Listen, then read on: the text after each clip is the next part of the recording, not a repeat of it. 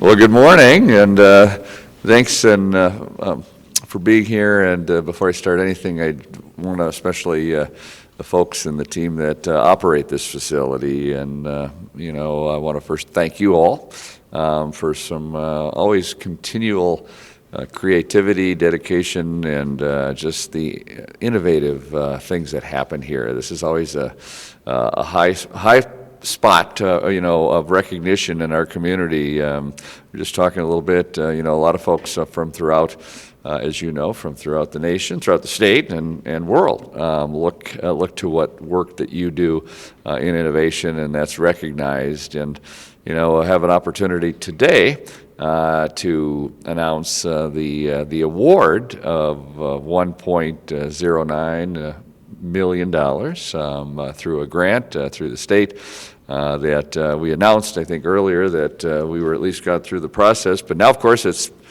been penned in. The governor signed it, and it'll be on its way. And that's basically for our hydrogen project, which is the first in the world. And that's part of the innovative creativity here. I mean, we have a team, and this is something, I think I mentioned folks look to. One of the most important pieces, I think, is the fact that it's the creativity that and the innovative utilization of the resources, the human resources. And I think I can't say enough about the folks that actually do the work and do through creativity. I think I make it easier because I'm pretty frugal. And when I think back when we had the Great Recession, not having any dollars and knowing that the challenge in resources, you got to figure out a way to create those resources and to be able to reduce the cost to the city, which of course reduces the cost to our ratepayers. And to the community, and I think that's highlighted even more now.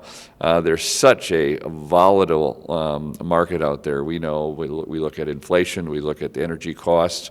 We're reminded today that cold and snow and winter is on its way, and we've been reminded in the last few weeks with the reports of, again, we're going to see record high fuel costs. We're going to see record high energy costs, and that's because of the instability of what's happening not only in the country but in the world. And you've got to figure out a way to make that sustainable. In fact, we led the way with our sustainability expos. We go all the way back to early part of 2012, and of course we set goals. And we set goals not that are easy to achieve, but that are focused on achieving those goals. And we set that in 2014 on the issues of sustainability. And we set some earlier in this year in the State of the City address, set some higher goals that are achievable. And they're achievable because of the creativity and the innovative and the engaged. I mean, this is one part of the city that engagement is an important piece. Because you can't really do anything in government unless the community's behind it.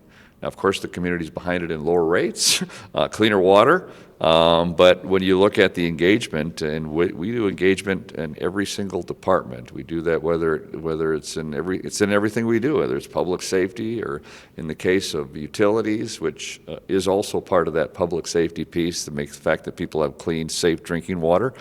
So we focus that engagement. The engagement is the awareness and the ability for us to connect and partner. We have partnered with the state. We have partnered with the federal government. We have partnered with our friends over in Germany, with Münster, with the university and the University of Minnesota. And through those partnerships and collaborations, we've been able to really be innovative and creative and inclusive. Of course, we partner here. We partner with the area cities. This facility itself is a regional operation. We're adding another partner with Foley, 13 miles of pipe coming into this facility that will help us continue the resources, but also help us continue this grant, the $1.1 million, of course, the hydrogen, which will be the first in the world, and this is something that not only the partnerships that allowed that with the state, but also it's creating partnerships with folks that are going to be able to manufacture, going to be able to, in fact, just down the street, New Flyer. I recall just having that discussion not long ago, and now they're actually reaching out and looking at, they create and build hydrogen buses, at least in the past, not in St. Cloud, but you'll see that in the future, the ability for folks to not only partner with us, but also to create that partnership. We've led a lot of way, and there's a lot of opportunity for folks to be part of that. And if you think about what you do here, what happens at this place, the clean water, I mean, we take water, our source of water is the Mississippi River, and part of a group actually that we formed, co-formed with the mayor of St. Louis, Francis Lay, about 10 years ago, and that was to focus on the river, one of our most important, the Mississippi River, one of the most important natural resources in the world, and to look at the creative ideas up and down the river, similar to what was done with the Great Lakes in those collaborative efforts and the issues that actually cleaned up the Great Lakes, and that actually was many years ago in the 70s. But I think it even sparked even more. This is an interesting, because this is the anniversary of the Clean Water Act. 50 years ago, the Clean Water Act was enacted into law. In fact, it's in 1972, 50 years ago. In fact, next week will be the actual date of it. For those of you, most of you in the room were not born in 1972. I was 8 years old. I remember just watching it. I wasn't watching. We didn't have 24-hour news back then. So, but the Clean Water Act of 1972, which at the time was controversial, but it was necessary. In fact, I think it was enacted on the 18th of October. So next week is actually the 50th anniversary of the enactment of the Clean Water Act. It passed the Senate with 0 dissenting votes. Now, 0 dissenting votes in the Senate is pretty significant back then. It's significant then. Of course, 14 people didn't vote at all on it because it was controversial. It passed the House with significant votes and bipartisan. It was a bipartisan act. Unfortunately, for a moment anyway, President Nixon vetoed that act. In 1972, it was passed on the 17th, or I think it was the 17th. He vetoed it on the 17th. And of course, the Senate overrode that veto, and the House overrode that veto. And that's pretty significant in the early 1970s to have both Republicans and Democrats override a sitting president, a popular president in 1972, to override that veto, the very first act, the Clean Water Act, which basically set up the regulations that it expounded on what was passed. And people are still living today. It was expounded on the first time in 1948. I'm sorry I talk history, because history is what's ingrained in me. I was a history major at St. Cloud State, and so history is important. But I think it's important to understand, the creativity and ingenuity, because that in 1972 was transformational. People wonder always about our downtown St. Cloud. They wonder, why is there nothing built on the river? Why do the restaurants face parking lots? Why do we not have, the Kelly Inn? Where's the restaurant? It faces a parking lot, not the river, which is on the other side. Because when those buildings were built, the river was terrible. This facility wasn't around before the Clean Water Act, and the fact that the water, what was water treatment back then? The river, the fact that it diluted, that was the treatment facility. So the Clean Water Act of 1972 actually set up a source of regulation for navigable waters and surface water. For the very first time, it set up a fund that actually funded municipalities, and that, of course, was developed and enhanced throughout those years, which now we've taken full advantage of the state's revolving fund. But the revolving fund wouldn't exist at all if it wasn't first for the Clean Water Act of 1972, and of course the river. Before you were born, and I was 8 years old too. I didn't realize how bad the river was. But even when I came here in the 80s, some of the aroma along the Mississippi River with some of the manufacturing we had. If those of you who recall, probably no one here, but the Landy meatpacking plant along the Mississippi River, which had a different aroma then too. But there was an important a collaboration with the federal government, the state, and local municipalities to fund. And so the funds that we're receiving today is really a piece that was set forward back in 1972, 50 years ago today, for those collaborations, and which is moving us forward now. This hydrogen, the green hydrogen and renewable natural gas, is something we'll be able to focus on and build and actually maintain, and there'll still be a race for who's first. But what this has done also, we've been awarded the award here for the utility of the future, and this is five years in a row. that the city has received this award.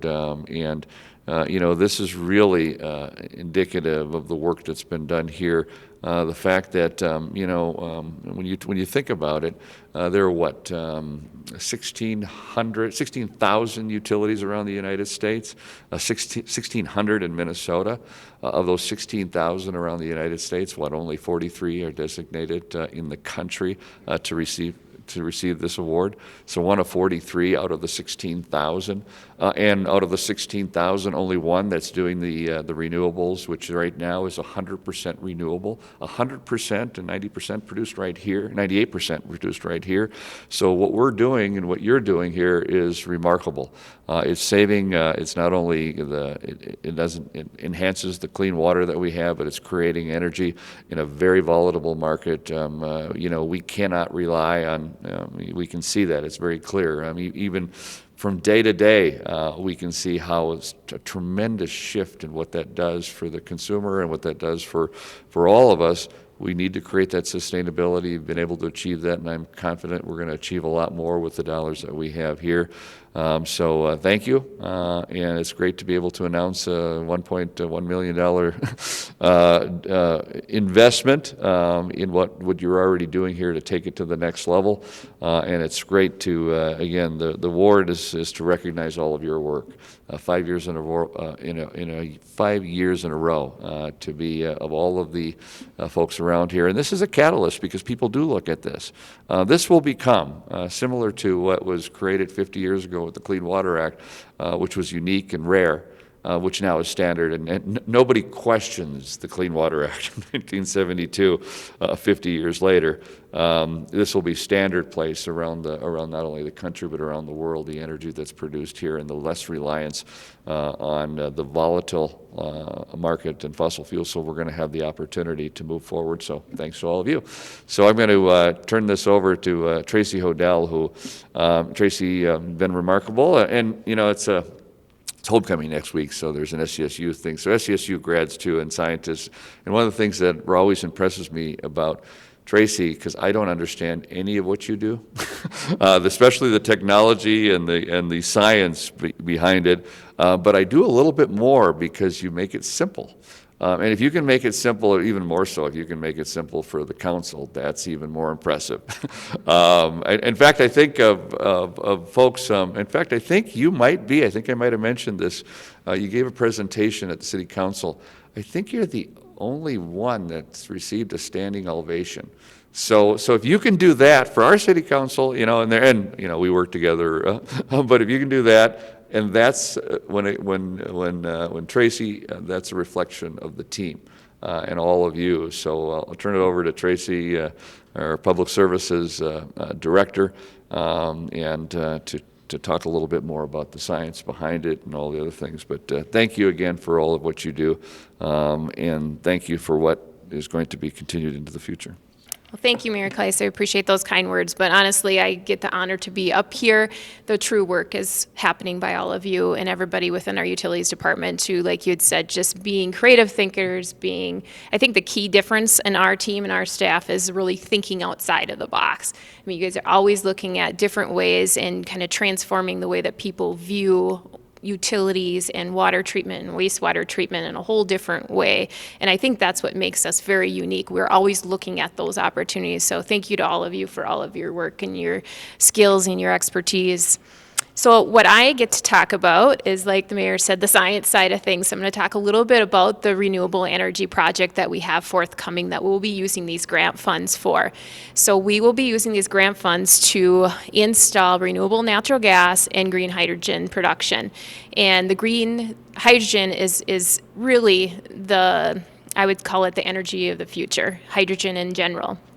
And why I say that, it's not the fix-all to carbon neutrality, but it's a huge, huge part of it to get there because of the key features that it has, such as being 75% of this entire planet is made out of hydrogen element. Now, the problem is hydrogen is combined with other elements like water and combines with carbon very easily. So we do have to break it apart. And that's what we're going to do here. Exactly what we're going to do here is we're going to be putting an electrolyzer on site. An electrolyzer is pretty simple. It's a piece of equipment that you have an anode and a cathode, and then you add electric current through it, and it separates the water into hydrogen fuel, oxygen fuel, and it also produces heat, which coincidentally enough, those are three key things that we need as part of our wastewater treatment process here. We need hydrogen fuel, we need fuel in general. We can use that to fuel vehicles, we can use that to create electricity. We can already run it through our existing engines. We can run it to our boilers. We can use it as a vehicle fueling type of fuel, like the mayor said with a bus manufacturer thinking about bringing hydrogen bus manufacturing here. They can convert that and use that fuel source. We can inject it into the pipeline. We've already heard from our utility provider that they can take up to 20% of hydrogen fuel into the pipeline. Same thing on the renewable natural gas side. Same thing, we can use it on site. It can be used as a vehicle fueling source, and it can be injected into the pipeline as well. So it provides us that flexibility that most wastewater treatment, we already have a lot of flexibility because we have multiple energy sources on site. Like the mayor said, we are producing over 100% of our electrical energy is coming from renewable energy sources, and most of that's from on-site production with our waste-to-energy program, with our generators we have on site, with our solar arrays that we have on site, and now we're going to be adding 2 new technologies that provide that diversified portfolio of energy sources, which is going to be able to make us respond to that volatile energy market that we have going on right now. With the natural gas, who would have thought natural gas prices would have gone up as much as they have? And of course, there's some things happening in the world that's creating that, and we can't control that. But if we have more energy sources on site, we can control that. And what's super unique and why we're on an international level competition with being the first commissioned electrolyzer is because wastewater treatment facilities are a perfect fit because we can use all those end uses and we're able to adapt. We're huge energy demand to clean water. To produce drinking water and to clean water is a huge energy demand. So we need to look at ways to produce more on site so we don't have to be victim to those energy cost spikes that are in the energy market right now. So it'll put us at a whole different level. And with that, I think too, hydrogen is like solar was 15 years ago. 15 years ago, solar was expensive. The technology wasn't quite there. Now, the technology has exceeded the efficiency of the panels are just a huge increase in how much electricity they can produce. How many companies are producing them has expanded 1,000-fold. And that is how hydrogen is going to be in the future. And I do think it's going to take a lot less than 15 years to get there because of the current situation we are with the energy crisis going on. People are looking at hydrogen all around the world, and we're going to focus on this industry with the wastewater industry because it's new, it's a perfect fit, and we'll be able to lead the way on a global level as far as how we can demonstrate how it can happen. And you know what, we're going to be one of the first, and we're going to have lessons learned, and some things might not work and some things will work, and we're going to learn from that, and others will be able to capitalize on that when they put similar systems into their treatment facilities. So I think that's one of the things I'm really excited about. The other thing too is that, like the mayor said, there's 1,600 wastewater treatment facilities in the state of Minnesota. There's 16,000 in our nation. Now think about all the manufacturers out there that are looking into these new technologies, green technologies. They want to be part of this, and this will increase a huge market for them. So if it increases the market, more people are going to make these, and at that time, then the costs are going to go down. Same thing as what happened with solar. So the cost efficiency and the effectiveness of installing these technologies will just expand substantially by increasing this market. So we do I want to put out an invitation to all equipment suppliers out there that are interested in partnering with us on this groundbreaking, innovative project, because I think that's really going to help them. It's going to be a win-win. It's going to help the education piece, get people more familiar with hydrogen and how it can fit into our future of energy. And the other thing that's forthcoming is the bipartisan infrastructure law, the Inflation Reduction Act. that is going to supercharge the next 10, 20, 30 years when it comes to introducing new green technologies into our industry. And I think that is going to be a key part that we're going to be looking into applying for too, to be part of this project. There's a lot of opportunities. They're just around the corner. They just coming soon with the details as far as eligibility. So I'm excited to look into those opportunities as well. The other thing I wanted to talk about is wanting to give an opportunity to Emma Larson here. She's our Assistant Public Utilities Director, and she's going to go over the Utility of the Future benefits. And Emma has been a key part of this past successes, along with all of you, with the projects that we've done here to date. And she'll be taking a lead role in managing these upcoming projects, these exciting projects, and has already gained partnerships with other entities, consulting firms, and equipment suppliers to make this project and these future projects happen. So with that, I'm going to introduce Ms. Emma Larson to come and talk about the Utility of the Future. Thank you, Tracy. Thank you, Mayor. So yeah, I just want to take a few moments to explain our Utility of the Future Today Award. St. Cloud Public Utilities is proud to be part of the National Utility of the Future Today recognition. Since 2017, we've received recognition in the fields of energy generation, watershed stewardship, beneficial reuse, nutrient recovery, and then most recently, just this week, for partnering and engagement. Education and outreach is a key responsibility that we take very seriously at the utilities. We strongly believe in sharing our lessons learned with others when we can, and learning from like-minded communities, utilities, and our partners. We know that partnership and engagement are key components to establishing a resilient, sustainable, and livable community for St. Cloud.